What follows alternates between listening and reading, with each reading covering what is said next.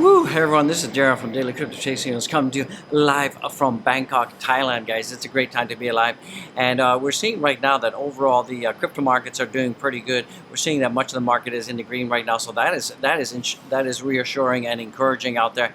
We did see that yesterday the U.S. markets did were able to hold the day, and we did see that much of it was green, even though it was slight. We saw that the Dow Jones was up only about 0.23%.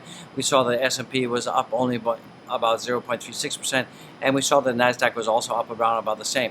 For the U.S. pre-markets right now, if I take a look at those, we're seeing that the pre-markets are slightly in the red, with the Nasdaq slightly in the green. So it's anybody's guess where we're going to be going in terms of the opening bell. And guys, remember, none of this is financial advice, just the OG in the house expressing my opinion. And remember, I'm not a licensed financial advisor. And we've got some Elon Musk news as well. Looks like Elon Musk loop ring from the Boring Company is going to be accepting Dogecoin as payment. So that is a huge catalyst. Unfortunately, that didn't have much impact on the Dogecoin price. We're going to be talking about Voyager and FTX. Looks like some kind of weird and wacky circle of stupidity is happening with that, so we're going to jump into that as well. And it looks like also Celsius has been doing some restructuring. There's some good news on the miner front. Looks like the miners are not selling their Bitcoin. In fact, they're buying more equipment, so that is pretty positive from that perspective. So we could be seeing that Bitcoin could be going up. And one of the reasons that we're seeing that Bitcoin right now is up over the day. Right now, we're seeing that Bitcoin is up about almost 3% at the time of recording. And one of the reasons that we're seeing that Bitcoin is still being pretty resilient, it's still above the $20,000 level, is because the miners have not capitulated out there. The miners have absolutely not capitulated. So that has been very, very good news from that perspective. So, I think that we're going to see a lot of this just, range boundness. We've got some resistance around about 21,000. It's a very huge resistance for Bitcoin right now. And if we take a look at the Bitcoin on the daily right now, we're seeing that the Bitcoin overall on the daily time frame, we're just seeing that Bitcoin has, it has broken out of the funnel line, and it's still going up in the right direction on the 4-hour, and we're seeing that Bitcoin right now is at 20,405. So we're seeing that it's painting higher lows right now, so that is good on the 4-hour. The trajectory is looking good, and we still have some huge overhead resistance at 21,000. So I'm really hoping that we can get ourselves above there and keep on keeping on. So from that perspective, it's still doing its thing. So you should all be feeling a lot better about crypto, because we've had about this is almost the second day where we've seen some positivity out there. We're seeing right now that on the weekly right now, we're seeing that we have around about 3 days and 2 hours left, and Bitcoin is looking pretty good. Convinced that we're going to close this week in the green, so that is looking pretty good from overall that perspective. So some news that's coming in right now, if you take a look at the fear and greed right now, the fear and greed right now is at 18, and that is exactly where it was yesterday. Remember, this is a contrarian indicator out there, so what you want to be doing is this is still a very good time to be buying the dips, and I still think that this is a good buying zone. Sure, we might see Bitcoin go down even lower and lower. We could be seeing 16,500 and even low teens down to the $15,000 area that I talked about previously. But I'm not worried, because long term in 2024, we're definitely going to be seeing that Bitcoin is going to be hitting its $450,000 level in 2024, 2025. And as you guys know, there's only about 2 million Bitcoins to be mined, and once it's been mined, that's it. It's finished. It's out of there, guys. So from that perspective, you guys should be pretty positive, guys. If you're watching this, smash the like, subscribe, and don't forget to give super chats. I would appreciate it. So what's coming in right now, we can see that Elon Musk, Boring Company, to accept Dogecoin payments for rides on the Las Vegas Transit Loop system. So that is pretty good, guys, that you can now buy these tickets on the transit system, the loop ring.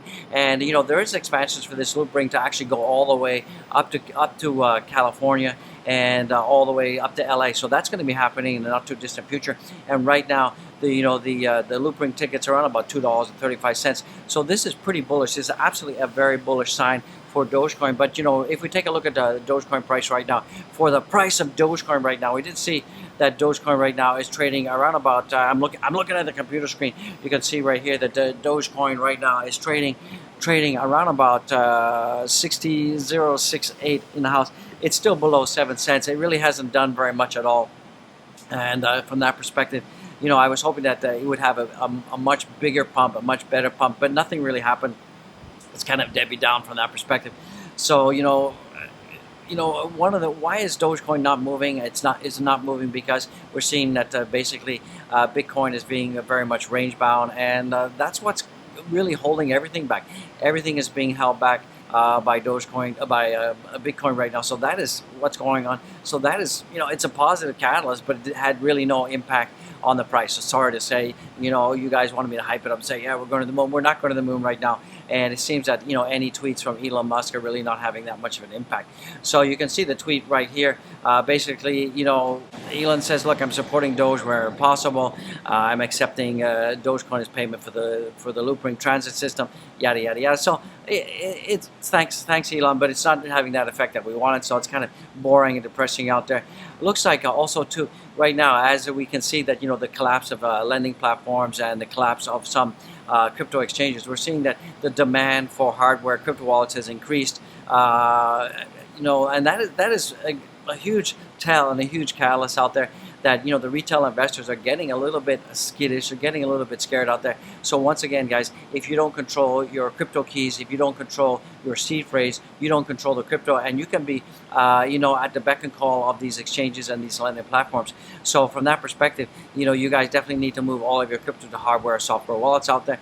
Go down there, check out my link to Nano Ledger. And if you don't want to buy a ledger, you don't want to invest in ledger, that's fine, guys. You can use a software like Trust Wallet or MetaMask or Exodus out there. So guys, do a search on that. It's pretty much easy to do that. If you have your crypto on an exchange, all you do is you just send it to the new address in your software or hardware wallet. So that's all you have to do.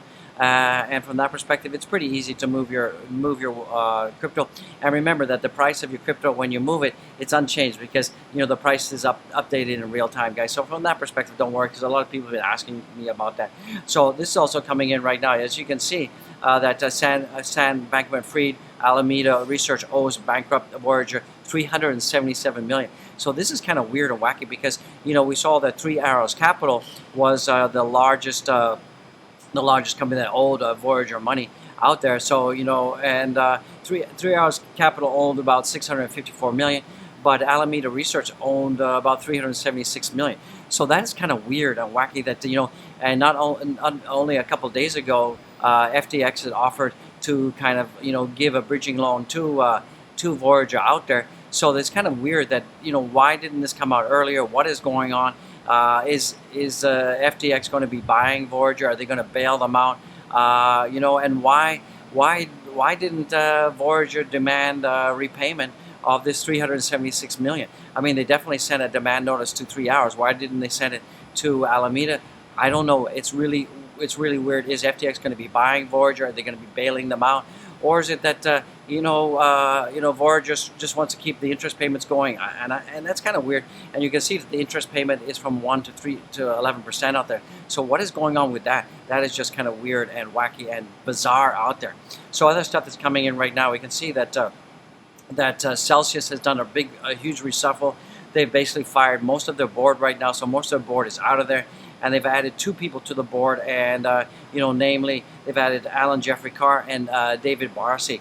And Carr is expected to revamp Celsius, and he's a CEO of Drivetrain, and Drivetrain is a big, huge restructuring, distressed asset investment person out there. So hopefully, we're going to be seeing that Celsius will actually be like the Phoenix and come back to us. So we're seeing that Celsius has paid off a ton of its loans out there. So it's paid off. Most of its MakerDAO loans have been paid off. They still have a whole bunch of loans to pay off, but that is pretty good news for all of us out there. And the question is, where are they getting their money from? If you know where Celsius is getting their money from, I'd really love to hear what you got to say about that. So do you guys think that Celsius is going to be opening its withdrawals? Guys, please comment, smash the likes. I'd love to hear what you got to say about that. Other stuff that's coming in right now as well.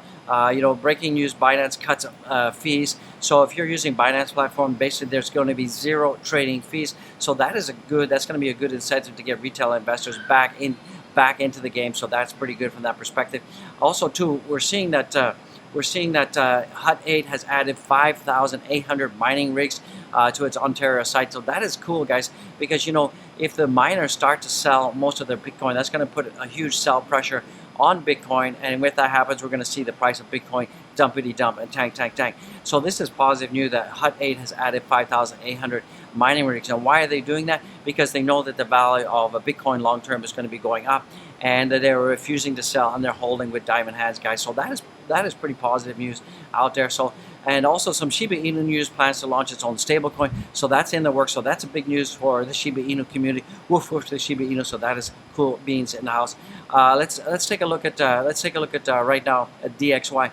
DXY is still insane, guys. It's over 106. We're seeing the collapse of the euro. The Japanese yen is also collapsing out there as well, because the government there is absolutely refusing to increase the interest rates out there. So if you take a look at Shiba Inu right now, it's really at the same. It's at 10.061. It's had really no, announcement of the stablecoins had really no impact, and things are really not moving. Things are just going sideways. A huge crabby walk for cryptocurrency right now. So that is what's going on. We see Ethereum right now. Ethereum is completely boring. It cannot get past the $1,200 level. It keeps tapping the 1158. So right now, at time of recording, it's 1170. So hopefully it's going to get up to 1,200 and stay there. And it's just looking pretty boring right now. If you take a look at the total market cap right now, we're seeing that the total market cap right now is about $949 billion, and the total volume is about 52 million, and the dominance is going down to 41.10. So right now we're seeing that Bitcoin right now on the 24 hours is up 2.73%. That's at 20,440. We're seeing Ethereum right now is up 5%, 1173. We're seeing BNB, the Beast coin, is up 3.23%, and we're seeing that ADA is also up 3.17%, and that is at 46 cents in the house. And Doge Warrior is up 3.16%. So things are looking pretty good. We're seeing pretty much a green day out there for altcoins and crypto, so that is pretty positive. Guys and gals, do go follow me on my Twitter. I would appreciate that, pretty much appreciate that. And also, I just want to bring to your attention, there is a fake account out there that looks exactly like me. You can see it up there. And but it's not me. They've got 10,000 followers, and it's Elegant Investment. The official is Elegant Investment 1. And this is a fake account. If they try to contact you and offer you any financial advice, guys, please report them, get them shut down. So from that perspective, just be well and be blessed. And guys and gals, don't forget to go down and check out all my links, guys. Check the link to the Nano Ledger, buy the channel copy, become a Patreon member, and don't forget to check out all the merch, guys. So gear with OG Gear. So I just want to say I love you guys, and it's a great time to be alive. And I'm on the 33rd floor of my building up here, so you can actually see it over here. So it's really nice up here, so you can actually see it. We're up here on the 33rd floor, so it's a great view. It's a great time to be alive. So I'll see you in the next one. I'll absolutely see you in the next one, guys. Peace out. I love it. You love it. Let's get it.